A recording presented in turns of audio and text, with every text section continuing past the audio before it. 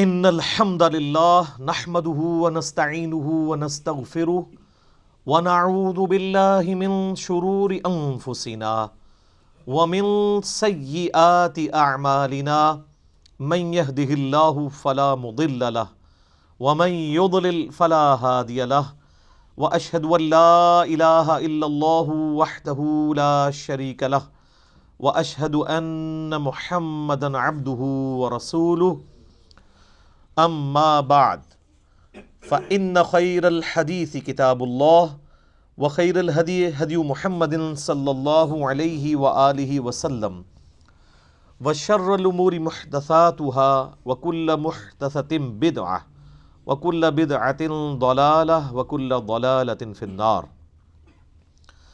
أعوذ بالله السميع العليم من الشيطان الرجيم من همزه ونفخه ونفثه. بسم اللہ الرحمن الرحیم. رب اشرح لی صدری ویسر لی امری واحلل عقدۃ من لسانی یفقہوا قولی.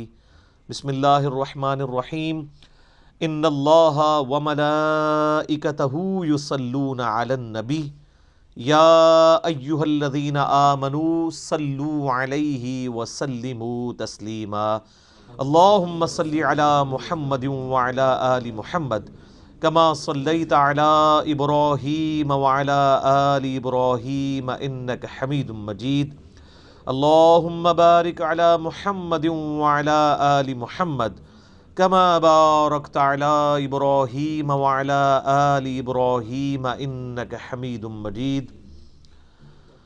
اللہم ربنا آتنا فی الدنیا حسنۃ وفی الآخرۃ حسنۃ وقنا عذاب النار. لا الہ الا انت سبحانک انی کنت من الظالمین. حسبنا اللہ ونعم الوکیل.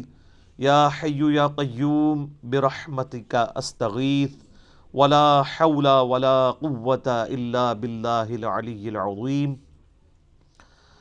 ربنا آتنا من لدنک رحمۃ وہیئ لنا من امرنا رشدا. آمین. اعوذ باللہ من الشیطان الرجیم. بسم اللہ الرحمن الرحیم. الحمد للہ رب العالمین. تمام تعریفیں اس اللہ کے لیے ہیں جو تمام جہانوں کا پالنے والا ہے. یہ بھی ترجمہ درست ہے. اور تمام جہان والوں کا پالنے والا ہے. یہ ترجمہ بھی عربی لنگوسٹک کے اعتبار سے درست ہے. تمام جہان سے مراد جیسے اب جتنی سپیشیز دنیا میں آباد ہیں وہ ہر ایک کا ایک اپنا جہان ہے. پرندے ہیں، پرندوں کا ایک اپنا جہان ہے. حیوانات ہیں، ان کا اپنا ایک جہان ہے. ایک نباتات کی سپیشیز ہیں. اس وقت روئے ارض پہ آلموسٹ 2 ملین سپیشیز دریافت ہو چکی ہیں، نباتات حیوانات کی ملا کر. اور ایک ایک سپیشیز آگے بلینز میں. انسان ہی دیکھ لیں 7.5-8 ارب کے قریب ہیں، اور باقی حشرات الارض اگر آپ گننا شروع کریں نہ ختم ہونے والے. تو یہ تمام کا پالنے والا کون ہے؟ اللہ. الرحمن الرحیم. وہ انتہائی رحم فرمانے والا ہے. الرحمن کہتے ہیں جیسے اسی سے لفظ یہ اسی یعنی آپ سمجھ لیں عربی لنگوسٹک کے اعتبار سے طوفان بھی عربی کا لفظ ہے نا، یعنی ٹھاٹھے مارتا ہوا سمندر ہے اس کی رحمت کا. اور سمندر تو کبھی کبھی جوش میں آتا ہے نا. اللہ کی رحمت وہ ہے کہ الرحیم مستقل رہتی ہی ٹھاٹھے مارتے ہوئے سمندر کی طرح ہے. الرحمن الرحیم. حتیٰ کہ بخاری و مسلم میں حدیث ہے، نبی علیہ السلام نے فرمایا اللہ تعالیٰ نے مخلوقات کی پیدائش سے پہلے اپنے پاس اپنے عرش پہ یہ عبارت لکھ لی تھی کہ میری رحمت میرے غضب پہ بھاری رہے گی. قرآن میں بھی ہے وَكَتَبَ عَلَى نَفْسِهِ الرَّحْمَةِ، کہ یہ اللہ نے اپنے اوپر خود لازم کر لیا کہ میں ہر حال میں رحم ہی کروں گا. رحم والا جو اللہ تعالیٰ کا پہلو ہے یہ ڈومیننٹ ہے. سورہ فاتحہ جو ہے وہ ذہن میں رکھیے گا قرآن کی ماں ہے، ام الکتاب ہے. فاتحہ ہے، قرآن کھولنے والی چیز ہے. تو اس میں جو جو چیز آ رہی ہے نا اس کی جڑ پڑ رہی ہے نا، وہ پورا قرآن اسی جڑ سے پھر اگنے والا وہ بڑا تناور درخت ہے. ہر چیز کی جڑ سورہ فاتحہ میں. مالک یوم الدین، وہ مالک ہے قیامت کے دن کا۔ دنیا میں تو کئی بادشاہ ہیں، اس کی اجازت سے، اس کی مرضی سے نہیں، اجازت سے۔ اجازت یہ ہے کہ کھلی چھٹی ہے، مرضی نہیں ہے کہ وہ غلط کام کریں۔ وہ بس اللہ نے دو راہیں دکھا دی ہیں، انا ہدیناہ السبیل اما شاکرا و اما کفورا۔ ہدایت کا راستہ واضح کر دیا، چاہے تو شکر گزاری کی روش اختیار کرو، خواہ ناشکری کی۔ لیکن قیامت کے دن صرف اللہ ہی کا حکم چلے گا۔ دنیا والے جتنے احکامات ہیں یہ سب کے سب پاورز لوگوں کی طرف سے جو اللہ تعالیٰ نے دی ہیں وہ سلب کر لی جائیں گے۔ لمن الملک اليوم للہ الواحد القہار۔ آج کس کی بادشاہت ہے؟ اس قہار کی جو سب پہ چھایا ہوا ہے۔ قہار کہتے ہیں سب پہ چھانے والا۔ تو قیامت کے دن کا مالک ہے۔ یہ ایک ایک آیت کے اوپر ایک ایک گھنٹہ بولا جا سکتا ہے، لیکن چونکہ ہم نے پورا قرآن کور کرنا ہے تو وہ اس میں ساتھ ساتھ آیات آئیں گی کراس ریفرنس کے طور پہ۔ ایاک نعبد و ایاک نستعین، تعریف کرنے کے بعد اے اللہ ان ساری چیزوں کے ہوتے ہوئے حق تو یہ ہے کہ عبادت بھی تیری ہوگی، دعا بھی تجھی سے کی جائے گی۔ اے اللہ ہم صرف تیری ہی عبادت کرتے ہیں اور کرتے رہیں گے، تجھی سے مدد مانگتے ہیں اور تجھی سے مانگتے رہیں گے، کیونکہ یہ مضارع کا صیغہ ہے جو کنٹینیوشن ہے۔ پریزنٹ ٹینس اور فیوچر ٹینس عربی میں ایک ہی ہوتا ہے۔ ہمارے تو تین ہوتے ہیں نا اردو میں اور انگلش میں، پاسٹ، پریزنٹ اور فیوچر۔ عربی میں فیوچر اور پریزنٹ کے لیے ایک ہی صیغہ استعمال ہوتا ہے، وہ یہاں پہ استعمال ہوا ہے، ایاک نعبد و ایاک نستعین۔ اور اگر اس کو دعائیہ بنائیں گے جس طرح کہ اعلیٰ حضرت نے ترجمہ کیا ہے، احمد بریلوی صاحب نے، انہوں نے بہت زبردست ترجمہ کیا۔ انہوں نے کہا اے اللہ ہم صرف تیری ہی عبادت کریں اور صرف تجھی سے مدد چاہیں۔ یہ علیحدہ بات ہے کہ وہ خود اور ان کے ماننے والے غیر اللہ سے بھی مانگتے رہے ہیں، ترجمہ ٹھیک کیا ہے۔ اسی لیے میں کہتا ہوں قرآن میں کوئی چیز نہیں داخل ہو سکتی، قرآن کا ترجمہ فٹ ہے، آپ کسی کا اٹھا کے دیکھ لیں، ترجمہ سب نے ٹھیک کیا ہوا ہے۔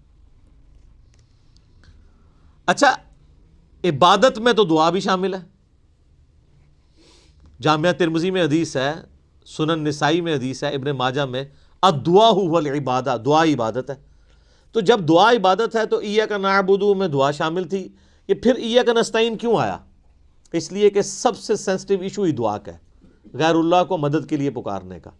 تو اللہ تعالیٰ نے اس کو اسپیسیفکلی بیان کیا، اس کے باوجود امت کی اکثریت غیر اللہ سے مدد مانگ رہی ہے۔ ایک تو ہے ظاہری اسباب، وہ تو آپ مانگیں، تو قرآن میں حکم ہے وَتَعَاوَنُوا عَلَى الْبِرِّ وَالتَّقْوَى وَلَا تَعَاوَنُوا عَلَى الْإِثْمِ وَالْعُدْوَانِ، یہ تو بالکل ٹھیک ہے۔ وہ ایک مفتی صاحب جو کیو ٹی وی پہ بیٹھے ہوئے ہیں لوگوں کے عقیدے خراب کرنے کے لیے، وہ کہتے ہیں جی اب پھر ہم امی سے روٹی نہ مانگے جا کے۔ بھائی امی سے روٹی وہ مانگتا ہے جس کی امی گھر موجود ہوتی ہے، جس کی امی قبرستان میں آرام فرما ہوتی ہے۔ اگر وہ امی سے روٹی مانگ رہا ہو تو اسے کیا کہا جاتا ہے؟ پاگل یا مجذوب، تھوڑے سوفسٹیکیٹڈ ورڈ، مجذوب یا پاگل۔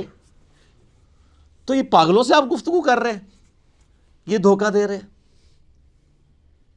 وہ کہتے ہیں جی کوئی دریا میں ڈوب رہا ہو تو اللہ کو پکارے گا، یا جو وہاں پہ کنارے پہ لوگ موجود ہیں ان کو پکارے گا۔ بھئی یہ تو ظاہری اسباب ہے۔ تو سر وہ اس وقت شیخ عبد القادر جیلانی کو بھی پکار کے دیکھ لے اگر اس کو ہے کہ وہ بچا لیں گے، کیونکہ اللہ نے دنیا کو اسباب کے ساتھ جوڑا ہوا ہے۔ ان کو اگر اپنے بزرگوں پہ اتنا مان ہے تو یہ پھر دریا میں چھلانگ مارے نا اور پکارے بزرگوں کو۔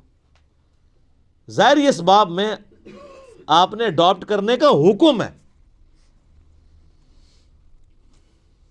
ہاں جو دعا مانگی جائے گی بغیر اسباب کے، آپ جو غائب میں مدد کے لیے پکار رہے ہوتے ہیں، مثلا یہاں بیٹھے میں ان کو کہتا ہوں مجھے پانی پلا دیں، بالکل ٹھیک ہے، لیکن یہ بغداد میں قبر کے اندر ہے، میں کہتا ہوں مجھے پانی پلا دیں، وہی جملہ شرک میں لے جائے گا۔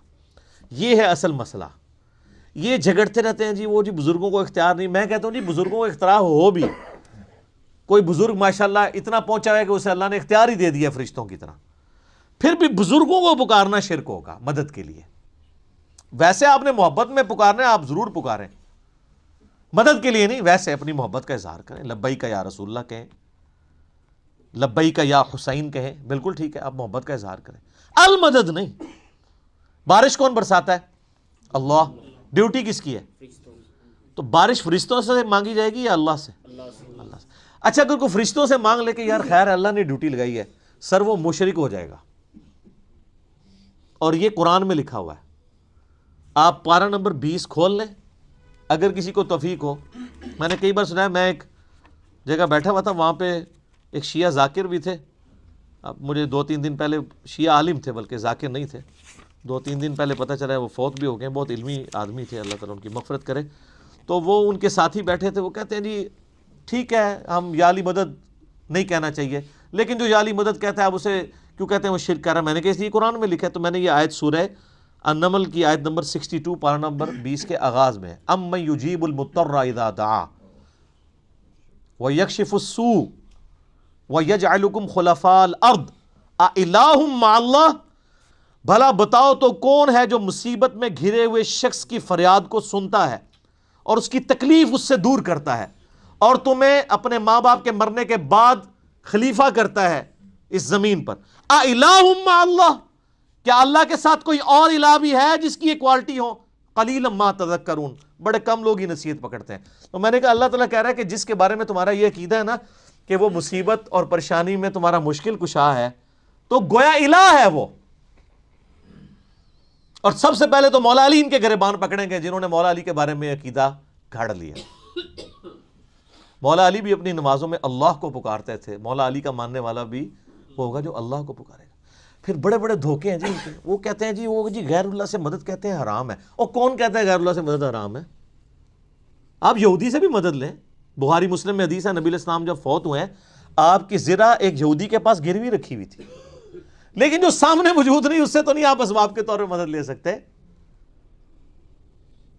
وہ جی قرآن میں غیر اللہ سے مدد کہا ہے، کدھر ہے جی؟ وہ کہتے ہیں وَاسْتَعِینُوا بِالصَّبْرِ وَالصَّلَاةِ، نماز اور صبر سے اللہ کی مدد چاہو۔ تو وہ مدد تو اللہ کی چاہ رہے ہیں، یا یہ کہہ رہے ہیں کہ المدد یا نماز میری مشکل کشا، المدد یا صبر مشکل کشا۔ آگے نہیں پڑھتے ان اللہ مع الصابرین، صبر کرنے والوں کے ساتھ اللہ ہوگا۔ وہ کہتے ہیں حضرت عیسیٰ علیہ السلام نے کہا تھا من انصاری اللہ، کون ہے جو اللہ کے لیے میرا مشکل کشا بنے؟ وہ تو ظاہری اسباب میں، ہمارے نبی علیہ السلام کے بھی صحابہ آپ کے جو ساتھی تھے وہ آپ کے اسباب میں آپ کے مشکل کشا تھے، لیکن وہ والا مشکل کشا نہیں کہ جو آپ وہ سمجھ رہے ہیں۔ ورنہ اگر نبی کا مشکل کشا صحابہ اکرام تھے تو پھر تو ان کا مرتبہ اوپر ہو گیا۔ تو وہ صرف صحابہ مشکل کشا نہیں تھے، وہ یہودی جس نے نبی علیہ السلام کی زرہ گروی رکھ کے آپ کو کچھ دیا تھا وہ بھی مشکل کشا ہے۔ اور سب سے بڑا مشکل کشا سورج ہے۔ سورج اگر ختم ہو جائے تو زمین پہ نہ نباتات اپنا اگ سکتی ہیں، نہ حیوانات ان نباتات کو کھائیں گے، سب کچھ ختم ہو جائے گا۔ دنیا میں ہواؤں کا چلنا، موسموں کا بدلنا، یہ سب کچھ سورج کی وجہ سے ہے۔ تو کوئی کہتا ہے المدد یا سورج، کسی کے ذہن میں یہ وہم بھی آتا ہے کہ سورج مشکل کشا ہے، حالانکہ آپ کے بزرگ تو کچھ بھی نہیں کر سکتے جو کچھ سورج کر رہا ہے، اور سورج کو موت بھی نہیں ہے، یہ آپ کے بابے مر چکے ہیں۔ تو کہیں نا المدد یا سورج، کہیں گے نہیں جی سورج کا کیا کمال ہے، وہ تو اللہ نے اس کی ڈیوٹی لگائی ہوئی ہے، تو ہم اس کو کیوں پکاریں، ہم اللہ کو کیوں نہ پکاریں؟ تو بابوں کی بھی اگر ڈیوٹی لگی ہوئی ہے تو بابوں کو نہ پکارو، ویسے ڈیوٹی کو نہیں لگی ہوئی، اگر لگی بھی ہو for the sake of argument, تمہاری جعلی جو دلائل ہیں اس پہ ایگری کرتے ہوئے، پھر بھی ان کو نہیں آپ پکارو گے، شرک ہو جائے گا اور ناقابل معافی جرم ہو جائے گا۔ یہ اتنے سارے انہوں نے دھوکے دیے ہوئے ہیں، اور زیادہ تر ظاہری اسباب کے ذریعے دے رہے ہوتے ہیں۔ وہ جی صحیح بخاری میں حدیث ہے، ایک صحابی کی پنڈلی ٹوٹ گئی، وہ حضور کے پاس حاضر ہوا، آپ علیہ السلام نے ہاتھ پھیرا، بالکل ٹھیک ہے، لیکن آج اگر کسی کی پنڈلی ٹوٹے گی تو نبی علیہ السلام تو دنیا میں موجود نہیں ہے،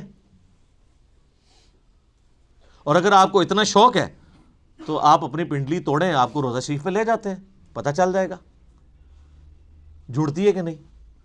نبی علیہ السلام دنیا میں موجود ہوں، ہم دعا کروانے کے لیے اپنے مسائل ان کے سامنے لے کے جائیں گے۔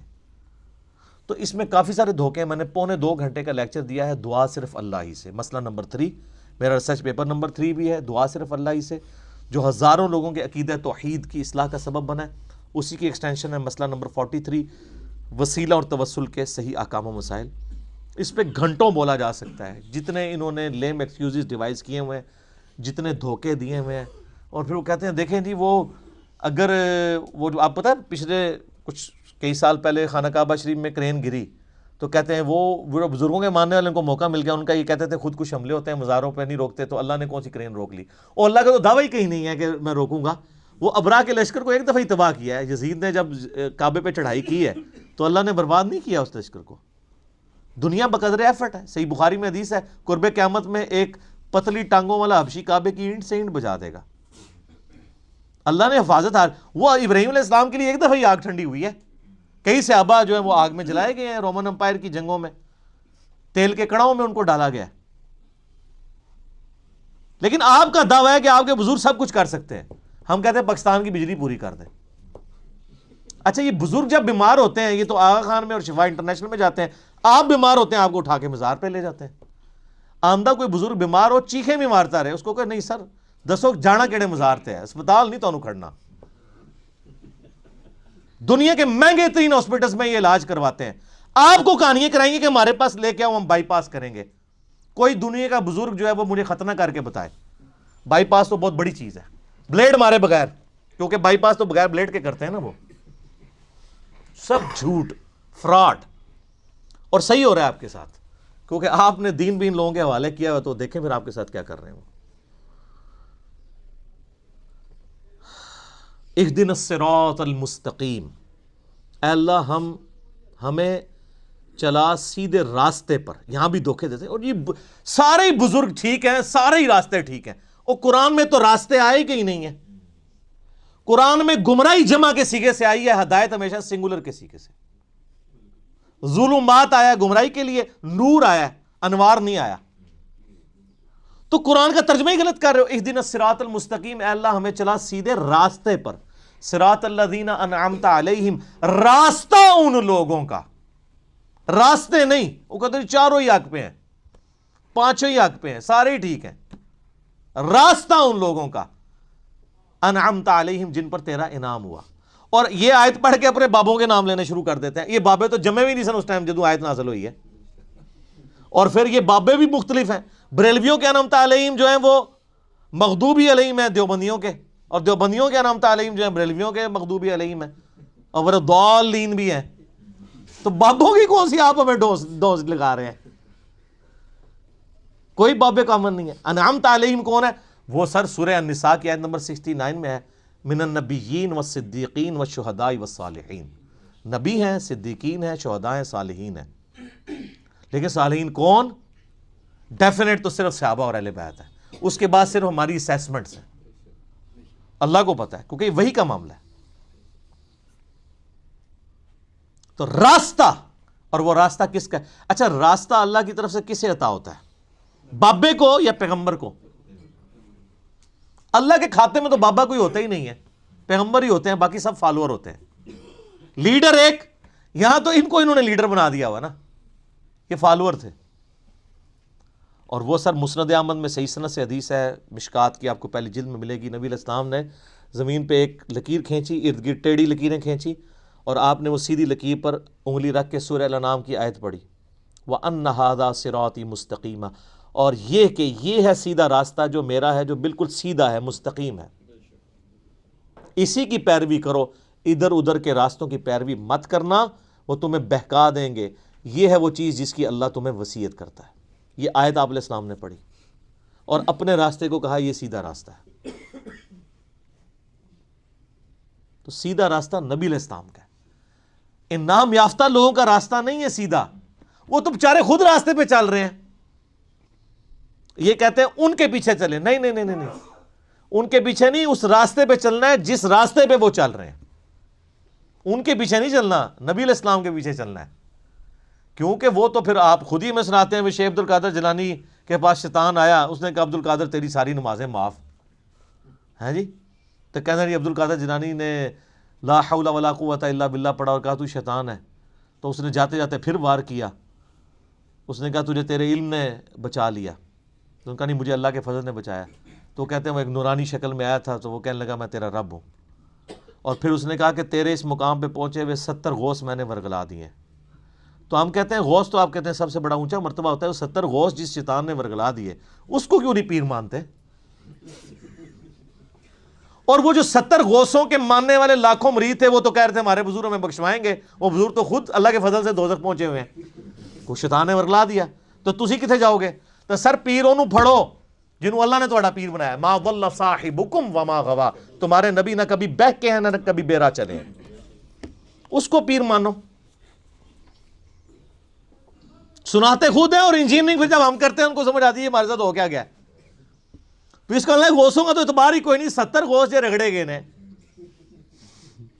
تو باقی کا کیا اعتبار ہے؟ تو نبی علیہ السلام کو اپنا امام مانے. تو صراط الذین انعمت علیہم نبی علیہ السلام کا راستہ. اچھا بخاری مسلم میں ایک حدیث ہے، ایک صحابی حاضر خدمت میں، یا رسول اللہ قیامت کب آئے گی؟ فرمایا کو تیاری کی ہے؟ کہ یا رسول اللہ بس موٹے موٹے فرض ہی پورے کرتا ہوں، زیادہ کوئی باتیں نہیں میرے پاس. یعنی باتوں سے مراد یہ نہیں ہے کہ نماز ہی نہیں پڑھتا ہوں، یعنی نفلی باتیں نہیں ہیں، کوئی نفلی روزے نہیں رکھتا، بہت تہجدیں اشراقیں نہیں پڑھتا، موٹا موٹا جو فرض دین ہے اس پہ چلتا ہوں. البتہ میں اللہ اور اس کے رسول سے محبت کرتا ہوں. تو نبی علیہ السلام نے فرمایا پھر اللہ اور اس کے رسول تیرے ساتھ ہوں گے. انس ابن مالک کے بخاری مسلم میں الفاظ ہیں کہ ہمیں اسلام لانے کے بعد پوری زندگی حضور کے کسی فرمان سے اتنی خوشی نہیں ہوئی جتنے اس فرمان سے ہوئی کہ جو اللہ اور اس کے محبوب سے محبت کرتا ہے اللہ اس کا محبوب اس کے ساتھ ہوں گے. اور پھر انس ابن مالک کے الفاظ ہیں بخاری کے اندر، اے اللہ میں رسول اللہ سے، ابو بکر سے، عمر سے محبت کرتا ہوں، گو میرے اعمال ان کے والے نہیں ہیں، لیکن پھر بھی تو قیامت والے دن مجھے ان کا ساتھ نصیب فرمانا. ہم بھی اللہ سے دعا کرتے ہیں کہ اللہ تعالیٰ قیامت الدن ہمیں نبی علیہ السلام، صحابہ کرام اور اہل بیت کا ساتھ نصیب فرمائے، آمین. تو یہ وہ لوگ ہیں انعمت علیہم. یہ انعمت علیہم پڑھ کے باپوں کے نام لینے شروع کر دیتے ہیں، فلانے علی سرکار، کاں علی سرکار، کتیاں علی سرکار، کوڑے علی سرکار، پتہ نہیں کیا کیا. یار میں کہتا ہوں ان جن کو بزرگ کلیم کر رہے ہیں ان سے نماز سنیں نا. یہ تجوید کے ساتھ نماز، ترجمہ تو آتا ہی نہیں ہے، تجوید کے ساتھ نماز بھی نہیں آپ کو سنا سکتے، جس میں عین، حا، غین، قاف، ثا، سین، صاد، ذال اس کا فرق کر سکے. یہ آپ شروع ہی کریں گے کہ نہیں یہ تو انہوں نہیں یاد آئے گا، اور پھر کلیم کر رہے ہیں کہ آپ کو رسول اللہ تک پہنچائیں گے جو خود نبی علیہ السلام سے کوسوں دور ہیں. انعمت علیہم پھر کون ہوئے؟ ڈیفینیٹلی انبیاء کرام، صحابہ کرام اور اہل بیت. بس بعد میں آپ کی اور میری منہ شگافیاں ہیں، آپ کسی کو رحمت اللہ علیہ کہہ دیں، دوسرے لعنت اللہ علیہ کہہ دیں گے، وہ اپنی اپنی مرضی ہے، اس کی کوئی گارنٹی نہیں ہے. صراط الذین انعمت علیہم غیر المغضوب علیہم ولا الضالین، آمین. بچانا ان کے راستے سے کہ جن پر تیرا غضب ہوا اور جو گمراہ ہے. اور اس کے بعد بخاری مسلم میں الفاظ ہیں کہ نبی علیہ السلام سورہ فاتحہ جب بھی پڑھتے تھے تو آمین کہتے تھے. آمین آہستہ آواز میں، اونچی آواز میں، یہ بھی اختلاف ہے. بہرحال امام ترمذی نے پوری بحث کی ہے جس میں انہوں نے یہی راجح قول اختیار کیا ہے کہ جو جہری نمازیں ہیں ان میں آمین اونچی کہی جائے گی، اور جو زور اثر کی نمازیں ہیں اس میں آمین آہستہ کہی جائے گی. بہرحال آمین کہنا سنت ہے. یہ آمین قرآن کا حصہ نہیں ہے، اسی لیے سورہ فاتحہ جب قرآن میں لکھی ہوتی ہے کبھی غور سے آپ نے دیکھا نہیں وہاں آمین نہیں لکھی ہوتی، کیونکہ وہ نماز یعنی نماز میں سنت ہے، قرآن کا حصہ نہیں ہے. اور بخاری مسلم کے الفاظ ہیں کہ اس وقت فرشتے بھی آمین کہتے ہیں، اور جب امام آمین کہتا ہے تو جس کی آمین فرشتوں کے ساتھ مل جائے اللہ تعالیٰ اس کی مغفرت فرما دیتا ہے. اسی لیے اس چیز کا اہتمام کیا جاتا ہے کہ آپ ولضالین سے پہلے پہلے شامل ہو جائیں. تو یہ غیر المغضوب علیہم ولضالین، اس میں طویل خاص کے اعتبار سے تو ظاہر ہے کہ جو نبی علیہ السلام کی امت سے پہلی امتیں جو گمراہ ہوئی ہیں، جن پر اللہ کا غضب ہوا، وہ تو قرآن پھر ہمیں بتاتا ہے. ضربت علیہم الذلہ والمسکنہ یہودیوں کے بارے میں کہ اللہ تعالیٰ نے ان کو بندر اور خنزیر بنا دیا. کونوا قردۃ خاسئین، ان پر ذلت اور رسوائی اور غریب الوطنی مسلط کر دی، وہ آج تک مسلط ہے. اور ضالین گمراہ ہوئے لوگ وہ نصارہ ہیں کہ جن کے پاس یعنی سب کچھ شغف تھا معاملات میں، لیکن غلو کیا دین کے معاملے میں، گمراہی کا راستہ اختیار کیا، باتیں بہت کی. حضرت عیسیٰ کو مانا لیکن ان کو ڈیوینٹی میں کلیم کر دیا. یہودیوں کا مسئلہ تھا، یہ اہل علم تھے، اس کے باوجود جان بوجھ کر انہوں نے گمراہی کا راستہ اختیار کیا. آپ کو پتہ کتنے ہیلے بہانے یہ کرتے تھے. اس لیے اللہ نے کہا یہ مغضوب علیہم ہے، ان پہ اللہ کا غضب ہوا ہوا ہے، لعنت ہوئی ہوئی ہے. سورہ نساء میں آتا ہے نا کہ لعنتی ہیں یہ. عیسائیوں کو اللہ نے لعنتی نہیں کہا، اس سختی کے ساتھ، کیونکہ ان میں اکثر لوگ سیدھے سادے تھے، گمراہ ہو گئے، لیکن ہے گمراہ ہے، یہ نہیں کہ ان کا سیدھا پن ان کو بچا لے گا، ایسا نہیں ہے، لیکن بڑا جرم ہے کہ جان بوجھ کے ایسا کرنا۔ تو غیر المغضوب علیہم، جن پر اللہ کا غضب ہوا، والضالین، اور جو گمراہ ہوئے۔ یہ آخری آیت ہے۔ اچھا، وہ بعض لوگ کہتے ہیں وہ جی ہر ایک کی جگہ آیت پڑھی ہوئی، یہاں آیت نہیں پڑھی۔ یہ آیات کے جو نشان بھی ہیں نا، یہ بھی مطلب کوئی آپ پرانے مصحف اٹھائیں گے نا، اگر کلمی ان میں نہیں تھے، یہ تو ڈویژن بعد کی ہے، اندازے تو موجود تھے، یعنی جو آگے ہم گول وہ استعمال کرتے ہیں۔ تو عموماً جو قرآن چھپتے ہیں نا، ان میں وہ والی غیر المغضوب علیہم والضالین سے پہلے جو ہم پڑھتے ہیں نا صراط الذین انعمت علیہم، اس کے اوپر نہیں ہوا ہوتا، یعنی وہ گول نشان نہیں ہوتا، تو اس سے لوگ سمجھتے ہیں کہ شاید یہ پوری ایک آیت ہے، تو پھر بسم اللہ کو شامل کریں گے تو 7 آیتیں پوری ہوں گی۔ نہیں، یہ 2 آیات ہیں، اور میں نے ٹیکنیکلی جو دلائل رکھے ہیں اس سے یہ چیز ثابت ہوتی ہے کہ سورہ فاتحہ کا حصہ بسم اللہ شریف نہیں ہے۔ اب یہ سورہ فاتحہ جو ہے، اگر آپ اس کو اوور ویو کریں نا، تو قرآن پاک میں جتنی بھی چیزیں بیان ہونی ہیں آئندہ آنے والے قرآن میں، سب کی جڑ اس کے اندر موجود ہے۔ اسلام کے بنیادی 3 عقائد کون سے ہیں؟ عقیدہ توحید، عقیدہ رسالت اور عقیدہ آخرت، یہی ہے نا؟ یہ تینوں عقیدے سورہ فاتحہ میں موجود ہیں۔ عقیدہ توحید، الحمدللہ رب العالمین الرحمن الرحیم مالک یوم الدین ایاک نعبد و ایاک نستعین۔ عقیدہ آخرت، مالک یوم الدین، بدلے کے دن کا مالک، اور اہدنا الصراط المستقیم صراط الذین انعمت علیہم۔ عقیدہ رسالت، کیونکہ رسولوں کو اللہ تعالیٰ راستہ اختیار کرتا ہے نا، وہی دیتا ہے نا، آگے امتوں کو رسولوں کے ذریعے دیا جاتا ہے۔ تو پورے قرآن کا جو یعنی آپ سمجھیں عقائد کی بنیاد اس صورت میں ہے کہ تمہیں مرنے کے بعد اپنے رب کے حضور پیش ہونا ہے، وہ قیامت کے دن کا مالک ہے۔ قیامت میں اللہ کے پاس پہنچنے سے پہلے پہلے رسولوں کا راستہ اختیار کر لو، توحید کا راستہ اختیار کر لو، اور اللہ سے یہ بھی دعا بھی مانگتے رہو کہ اللہ تعالیٰ گمراہی کے راستے سے اور جو لوگ جن پہ اللہ کا غضب ہوا ان لوگوں کے راستے سے بچاتا رہے۔ یہ سارا کچھ اگر آپ جمع کریں تو قرآن پاک میں کوئی ایک ٹاپک بھی ایسا نہیں ہوگا۔ جب رسولوں کا راستہ آ گیا تو رسولوں کی ساری شریعت سمجھ لیں، اس کی جڑ اس میں پڑ گئی۔ نکاح طلاق کے مسائل بھی اس میں کور، حج کا طریقہ بھی کور، کیونکہ صراط الذین انعمت علیہم ہے اور اہدنا الصراط المستقیم ہے۔ تو اس لیے اسے ام الکتاب، الفاتحہ، قرآن کھولنے والی، قرآن کی ماں کہا جاتا ہے، کہ سارے عقائد و نظریات کی جڑ اس صورت کے اندر موجود ہے۔ انشاءاللہ تعالیٰ اگلی دفعہ ہم سورۃ البقرہ کا آغاز کریں گے۔ صلو علی الحبیب، صلاۃ بر محمد وآل محمد، اللہم صلی علی محمد وعلی آل محمد کما صلیت علی ابراہیم وعلی آل ابراہیم انک حمید مجید، اللہم بارک علی محمد وعلی آل محمد کما بارکت علی ابراہیم وعلی آل ابراہیم انک حمید مجید۔ اللہ تعالیٰ سے دعا ہے جو حق بات میں نے کہی اللہ تعالیٰ ہمارے دلوں میں راسخ فرمائے، اگر جذبات میں میرے منہ سے کوئی غلط بات نکل گئی اللہ تعالیٰ ہمارے دلوں سے ہی معاف کر دے، ہمیں معاف بھی کر دے، ہمیں کتاب و سنت کی تعلیمات پر عمل کر کے دوسرے بھائیوں تک پہنچانے کی توفیق عطا فرمائے۔ سبحانک اللہم و بحمدک، اشہد ان لا الہ الا انت، استغفرک و اتوب الیک، وما علینا الا البلاغ المبین۔ جزاکم اللہ خیرا۔